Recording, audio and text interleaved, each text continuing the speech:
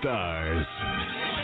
And just two lefts and a hard right from the Hollywood Sun. Yeah, Daddy. Oh, you look so good. I meant the other direction.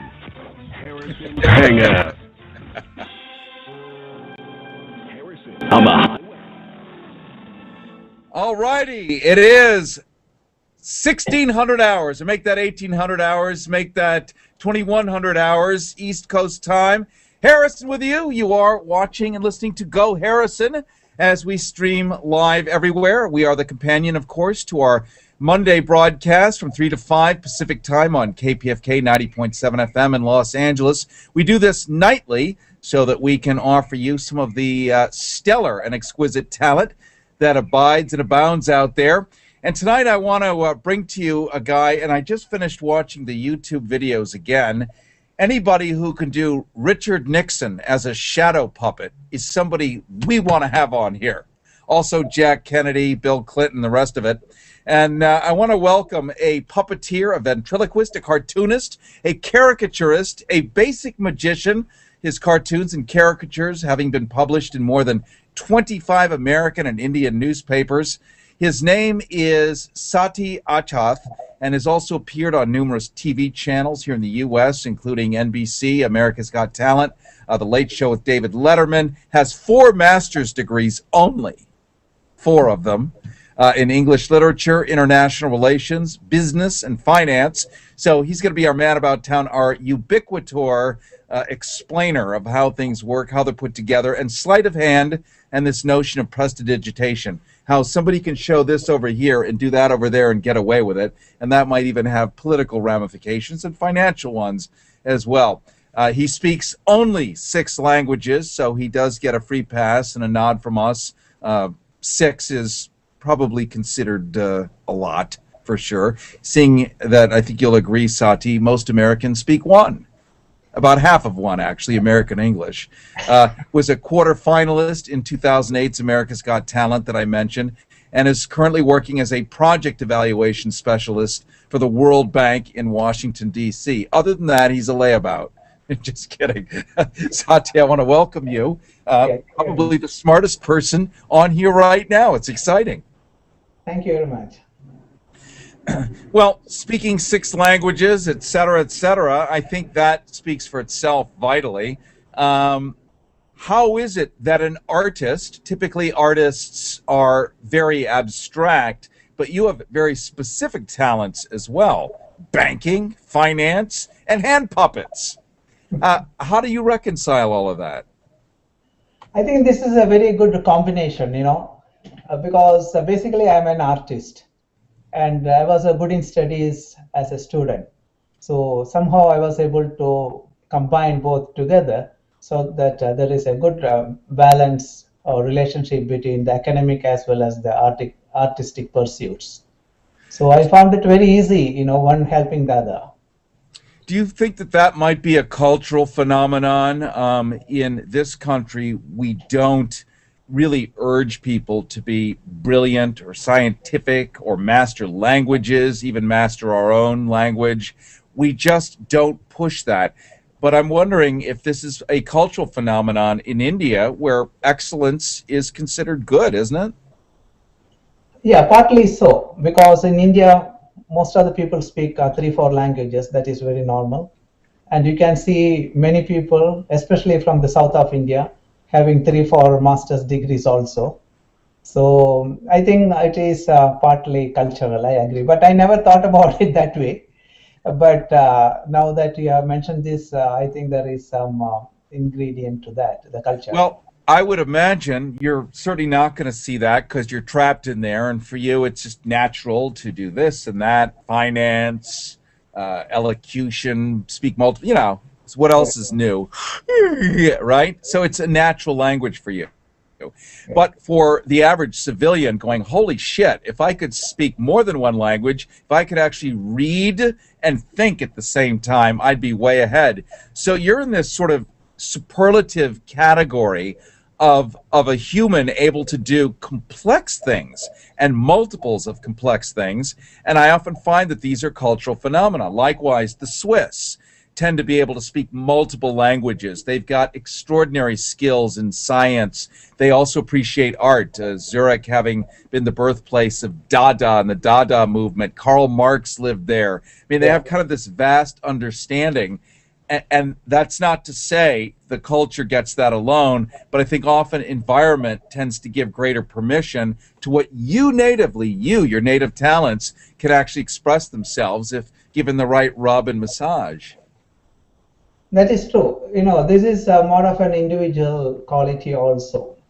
For example, my parents have 10 children, but I am the only one who is a little different from all my other siblings, So somehow in my case, because of my personal trait or individual quality, I wanted to learn new things all the time, I keep on learning things, both academic as well as artistic things, It's interesting because many people run on an equation of E over I, emotion over intellect. We call those Republicans in America. Then we have people that have an inverse, which is I over E, intellect over emotion. And many of us aren't able to blend them. And it sounds like you've got a nice blending. I'm sure you're passionate about things as well, and you have deep feelings as well as this fine mind. How does the average person figure out how to blend those two? It's an easy question. Yeah, because it's an individual trait. Some people are very passionate about what they like to do. Some people are not at all interested in knowing anything about what is happening in the world. So it's an individual trait. In my case, maybe I was really gifted to have these sort of skills and talents, and I have built them over a period of time, So the basic seed was always in me, and over a period of time, I kept on adding new things. And even now, I have not stopped learning. Formal academic education, I am not doing anymore, but I am learning new areas like musical instruments. For example, I am learning piano for the last 3 years. I have learned flute. I have learned, the Indian percussion instrument called the tabla. Like that, 4 or 5 instruments I have been learning for the last few years. So I kept on, because somehow I'm very passionate about all these things. So there is a curiosity element in me, If somebody is doing very well, for example, any particular instrument, I really envy them, oh my God, this person is doing this, playing this instrument so well. Why not I try to learn it? We're talking to World Bank in Washington, D.C.'s project evaluation specialist. I just love the counterpoint of your life, who also has written a book called A Mini Encyclopedia on Celebrities, Hollywood Celebrities, Basic Things You've Always Wanted to Know, Volume 1.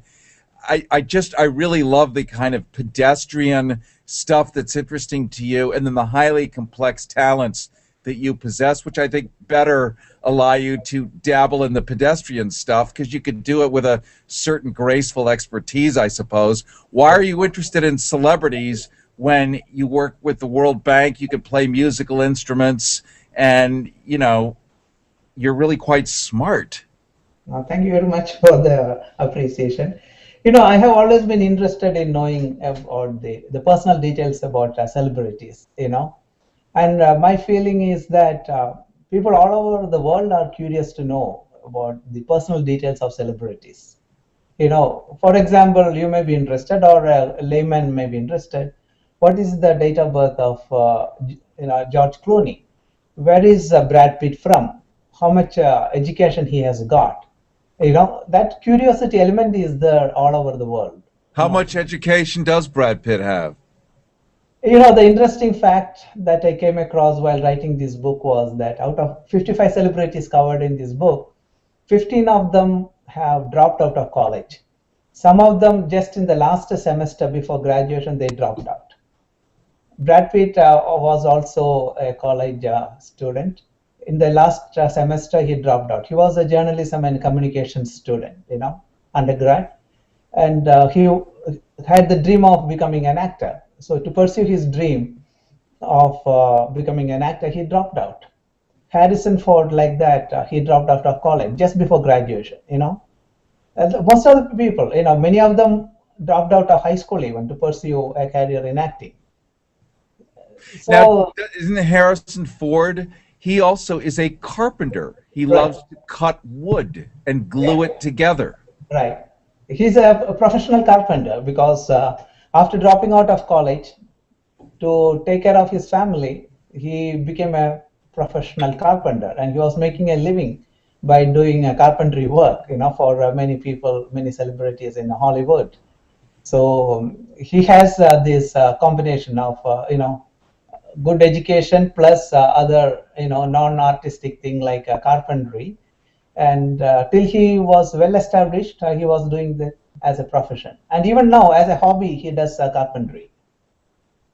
Do you tend to follow celebrities who have meaningful lives? Like Brad Pitt does good stuff on Earth.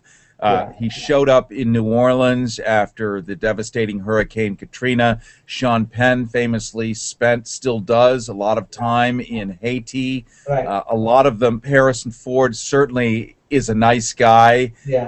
I'm not sure what his philanthropic efforts are because they don't seem to be published anywhere. Like you never see Yeah. Harrison Ford in the gossip magazines, just like you never see Gene Hackman. These Yeah. guys have made, Gene Hackman has probably made more movies than anybody else. There's no gossip about the guy, none, zero. Why is that, I wonder? No, some people are, very savvy about the media, and the media is very much interested in following them or chasing them also, That's the reason. Some people keep a low-profile life. For example, Harrison Ford does a lot of philanthropic work. He's an environmentalist, and there are some species of insects named after him also, And he's a licensed pilot, so he does voluntary work of rescuing people in need of emergency. He flies his own plane and helps people to transport. Some people fall sick, he immediately takes out his plane and takes them to the doctor's hospital, or the emergency situations. Good for him. Yeah. That's see, that's wonderful stuff. That's using your assets in a very positive way, rather than just building yourself a castle somewhere and being secluded. Yeah, right. So many celebrities do, philanthropic, charitable work. Some will go noticed, some will go unnoticed. That's all, and they can afford to do that also. When they have a lot of money and they have a good heart, they try to make use of their money for a good cause. Let's talk for a second, and I want to pronounce your last name correctly to be the honorable gringo here in the United States. Do you pronounce it Achath? Correct. Sati We're Achath. talking to Sati Achath. He is well known. If you go on YouTube and just Google him, he'll come up everywhere. There are tons of videos. He's got 4 master's degrees, English literature, finance, business, international relationships, speaks 6 languages, has been published in more than 25 American and Indian newspapers. This guy has got extraordinary skills and talents from top to bottom. One of his interests happens to be watching and paying attention to celebrities and trying to bring out the more positive side of who they are. One of these celebrities, Sati, would be Whoopi Goldberg, who certainly is a household brand name, but I don't think a lot of people know that she actually started in a mortuary where dead people, where corpses are laid out on slabs. What the hell was she doing in a mortuary? That was before she became an actress. She was making a living by working in a mortuary. And she has got a doctorate in literature also from New York University, So she's a highly accomplished person. So she was in the makeup division of the mortuary business. She would spackle on some number 8 pancake, suture up the lips, close the jaws, powder it up, and make it look like it's alive. That's that's not a childlike skill, is it? No, that is a real skill and a qualification to work like that. For example, Angelina Jolie, as a child, her dream was to become a funeral director, and Really? yeah, and she took some specialized courses to become a funeral director. So people have different dreams and wishes. Yes, I'm seeing a very interesting dark side to the greatest actors. Yeah, You know, a lot of it having to do with death yeah, or representing death as life. Very kind of interesting and certainly worth some deeper scrutiny. Let's take a look at James Bond, Pierce Brosnan, who yeah, was the James Bond for many years before yeah. it shifted into another and now another Daniel Craig. But this guy, let's say he was on stage, but not exactly saving the world. It had a more pyrotechnical flavor to it. Uh, he is a professional fire eater, and he was working as a fire eater in a circus company in London. And he's a very good artist. He paints and he's an illustrator, and he has got a degree in commercial art.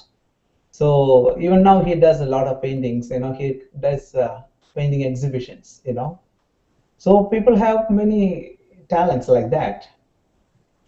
As you mentioned Brad Pitt earlier, Yeah. and there's somebody who cannot evade the public spotlight. But one of his first jobs, and this is probably before or during the time that he was studying journalism, Yeah. I think he used to slip into chicken suits. Is that right? Right. That is after dropping out of college, he moved to Hollywood and Los Angeles area, and he was working in a Mexican restaurant dressed in a chicken suit to attract customers. And he worked also as a chauffeur for a for a short while, before he was established. So Well, this at is least we know their he can drive. gap between dropping out of college and establishing themselves as actors. We're talking to Sati Achath. He's a cartoonist, a caricaturist, a shadow puppeteer. He can do Richard M. Nixon with his fists behind a white screen, throw light behind it. It will frighten all the kids, make maidens scream, and dogs howl at the moon. He's a ventriloquist and a musician. Can you throw your voice for Billy Foster, who is our minister of all things technical? You'll see him leaning back with his Superman shirt on. Can you demonstrate a little ventriloquistic monkey shines for us? Yeah, I can talk to him without moving my lips. Hi Dilip, how are you doing? Good to see you. And you are talking to Mr. Harrison. He's a nice guy. I love it. I just love it.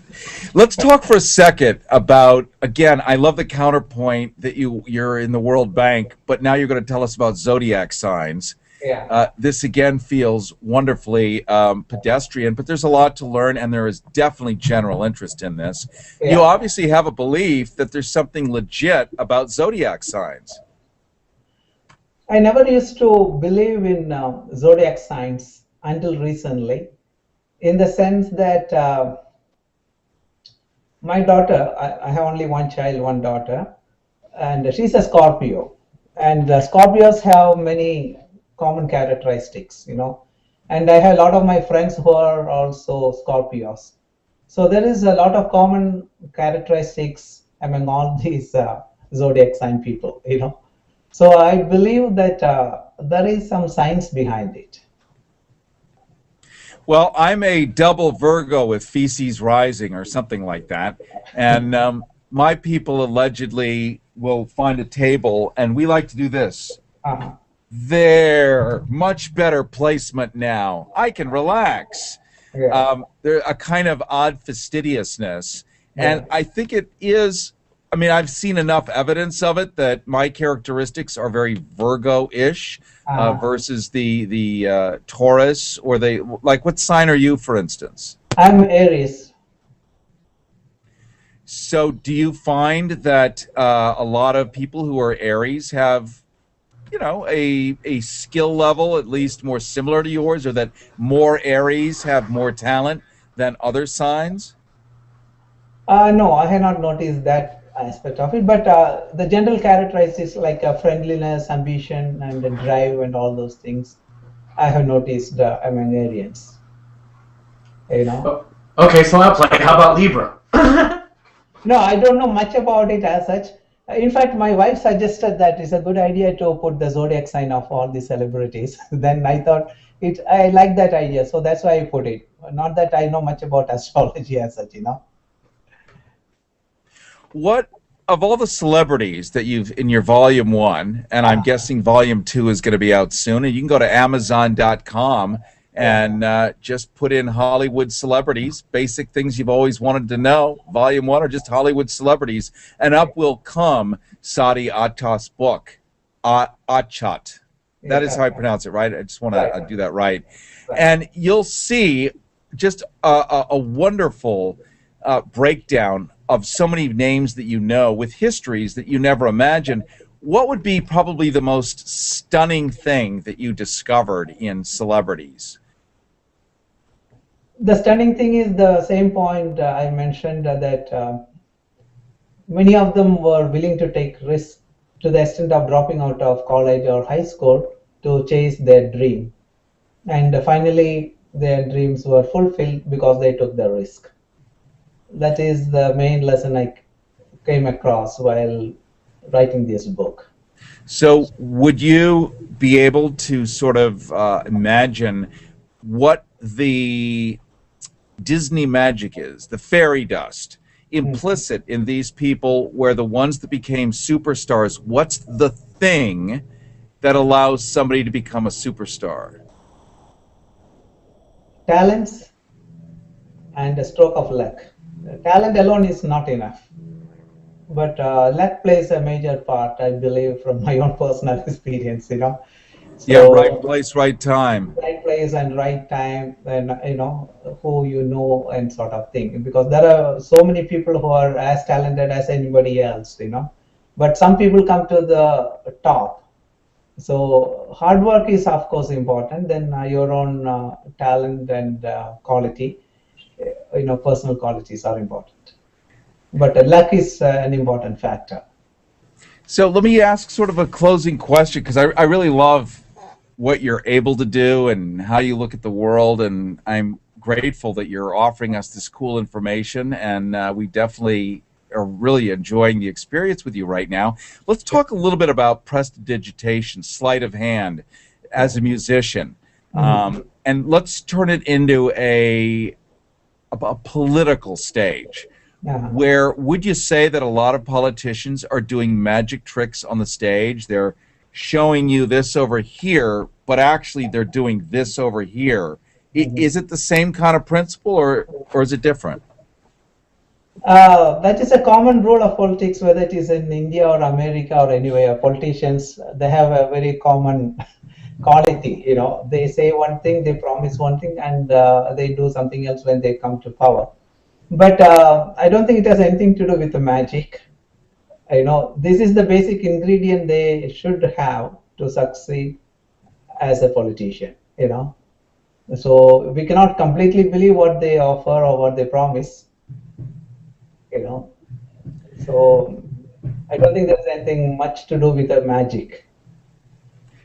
But is it, well, I guess I'm just sort of equating it to the principle that is employed in magic, where you basically distract somebody from what's really real, so that you can convince them what is not real is actually real.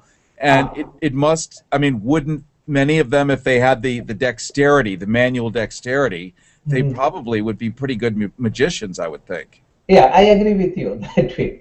It's a distraction. And so, how does that technique work? Because not everybody can distract people. They just can't. They're just not capable or believable that way. How do you do that? Like, what's the secret? No, what's the secret? They should have the gift of the gab. You know, for example, President Bill Clinton, he is so charming, you know. So, and he has the gift of the gab. So that's why there are good politicians and not so good politicians, you know. It depends on how much you can charm people and captivate the audience. So if you have that quality, then you are bound to succeed as a politician. you know. Kind of like a snake charmer, which you have in India. How does that work, by the way? I've always wondered, are these hooded cobras actually loving the flute music, or is something else happening there? Yeah, the vibration from it is a unique musical instrument, and the vibration from that instrument resonates with the snakes, so they are captivated by the music coming from that instrument. It's like a flute. You would have seen that, you know, a typical snake charmer plays that one. So that's how it works. Do you think the snake is actually hearing notes and tones, or is it reacting to the vibration? The vibration. You know, the song has its own vibration, you know, the notes. So that particular vibration attracts them. That's why they come. I have seen them, you know, the snake charmers playing this instrument, and the snakes come and spread their hood, you know. And it's easy to catch the snake like that. Couldn't you use a tuning fork or a mechanical, you know, a sound generating device to achieve the same end? It's a very interesting, you know, these people are not at all educated people, you know, they are from remote villages, and this art or science has been going on for hundreds of years. So what made them discover this quality, I don't know, it's really amazing, you know, how they are able to come up with this idea, you know. Well, it really is, and what a odd experiment when it first started. And the hooded cobra is among the most dangerous snakes, like the king cobra. One bite and you're dead, period. No exceptions. So it's risky business. Yeah. It is like a tribe, you know. There are certain sects of people in India, family-wise, you know, tradition-wise, they carry from generation to generation doing this snake charming profession, you know. So let's end with this note, Sati, and again, we're really glad to have you here. Let's talk about the nature of talent. We've got about 3 more minutes. You have such an abundance of it. You're exploding with the stuff. You're overwhelmed with it. It's insane, the magnificence with which you can articulate your various, many, endless, boundless talents and reach. Do you understand talent? Do you get that it's a gift, or did you actually develop these things, or how do you describe that to somebody who's trying to figure out, well, shit, how do I do something? I think most of the talents can be developed. For example, I learned ventriloquism only recently, in the sense about 15 years ago. You know, magic I learned after coming to USA. Musical instruments I learned in the last 4 or 5 years, you know. So basically it is the interest or the passion to learn something that counts more than inborn gift or talent. Talent, maybe some people are talented, you know, even as a child, but talent, even without talent, you can build up a lot of skills on your own with dedication and perseverance. In my case, that has been the case, you know. I would think that the common denominator then is passion, is the capability of taking interest in the world around you and the events of that world. If you're disinterested or disaffected, then you probably are going to have a very small range of talents. If you're fascinated by everything, you're going to want to have access to it. That access may manifest as bona fide talent. I absolutely agree with you. You know, it is the passion, the desire, the determination to learn things that counts most. You know, the rest of the things is supplement to your hard work and dedication.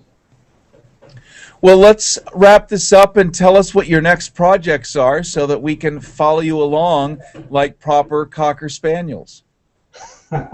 Thank you very much. Yeah, I'm writing another book on musicians now. The same pattern I am following, just like these Hollywood celebrities. So I'm writing a book on singers, on top 40, 50 singers. I'm going to work on it. So you can expect another book from me in the next 5, 6 months. All right. Well, maybe you'll grace us with a return appearance and we can take a peek at your new book. Yeah, sure. Yeah, I'll be happy to do that anytime. All right. Thank you so much, Sati. We're very grateful to have you here. Do you have I know you have a website, which is spelled SatiAchathh.com, which I believe is right there. All right. Well, thank you for joining us today. We're really grateful, and have a wonderful day, and thank you for living a full and rich life and demonstrating to the rest of us that it's actually doable. Yeah, sure. Thank you very much for giving me this opportunity to talk to you. Thank you, Billy, also for making these arrangements. It's nice talking to you. I really enjoyed talking to you, Harrison. Thank you. We really enjoyed talking to you. And isn't it wonderful that Billy can pull us all into the 22nd century the way he does? It's absolutely amazing. You know, he's really good. Please say hello to Jared also, huh? Right, right. All right. Thank you so much, and we'll talk to you later then, my friend. Yeah, sure, sure. Thank you very much. Bye. Thanks again. Well, thank you, Billy. Bye-bye. Bye-bye. Bye-bye. Ingredient to that, the culture. Well, I would imagine you're certainly not going to see that because you're trapped in there, and for you it's just natural to do this and that, finance, elocution, speak multiple, you know, so what else is new, right? So it's a natural language for you. But for the average civilian going, holy shit, if I could speak more than one language, if I could actually read and think at the same time, I'd be way ahead. So you're in this sort of superlative category of a human able to do complex things and multiples of complex things. And I often find that these are cultural phenomena. Likewise, the Swiss tend to be able to speak multiple languages. They've got extraordinary skills in science. They also appreciate art. Zurich having been the birthplace of Dada and the Dada movement. Karl Marx lived there. I mean, they have kind of this vast understanding. And that's not to say the culture gets that alone, but I think often environment. I was able to combine both together so that there is a good balance or relationship between the academic as well as the artistic pursuits. So I found it very easy, you know, one helping the other. Do you think that that might be a cultural phenomenon? In this country, we don't really urge people to be brilliant or scientific or master languages, even master our own language. We just don't push that. But I'm wondering if this is a cultural phenomenon in India where excellence is considered good, isn't it? Yeah, partly so, because in India, most of the people speak 3-4 languages. That is very normal. And you can see many people, especially from the south of India, having 3-4 master's degrees also. So I think it is partly cultural, I agree. But I never thought about it that way. But now that you have mentioned this, I think there is some... Seeing that, I think you'll agree, Sati, most Americans speak one. About half of one, actually, American English. Was a quarter finalist in 2008's America's Got Talent that I mentioned, and is currently working as a project evaluation specialist for the World Bank in Washington, D.C. Other than that, he's a layabout. Just kidding. Sati, I want to welcome you. Probably the smartest person on here right now. It's exciting. Thank you very much. Well, speaking 6 languages, et cetera, I think that speaks for itself vitally. How is it that an artist, typically artists are very abstract, but you have very specific talents as well, banking, finance, and hand puppets. How do you reconcile all of that? I think this is a very good combination, you know, because basically I'm an artist and I was good in studies as a student. So somehow... Stars. And just 2 laps and a hard ride from the Hollywood sign. Me and Daddy. Oh, you look so good. I meant the other direction. Harrison. Hang up. Harrison. On the highway. All righty, it is 1,600 hours. And make that 1,800 hours, make that 2,100 hours, East Coast time.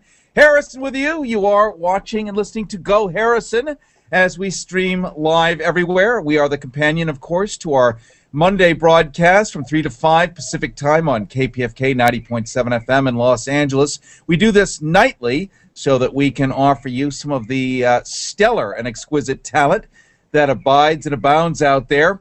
And tonight I want to bring to you a guy, and I just finished watching the YouTube videos again. Anybody who can do Richard Nixon as a shadow puppet is somebody we want to have on here. Also Jack Kennedy, Bill Clinton, the rest of it. And I want to welcome a puppeteer, a ventriloquist, a cartoonist, a caricaturist, a basic magician, his cartoons and caricatures having been published in more than 25 American and Indian newspapers. His name is Sati Achath and has also appeared on numerous TV channels here in the U.S., including NBC, America's Got Talent, The Late Show with David Letterman, has 4 master's degrees only, 4 of them, in English literature, international relations, business, and finance. So he's going to be our man about town, our ubiquitor explainer of how things work, how they're put together, and sleight of hand, and this notion of prestidigitation, how somebody can show this over here and do that over there and get away with it, and that might even have political ramifications and financial ones as well.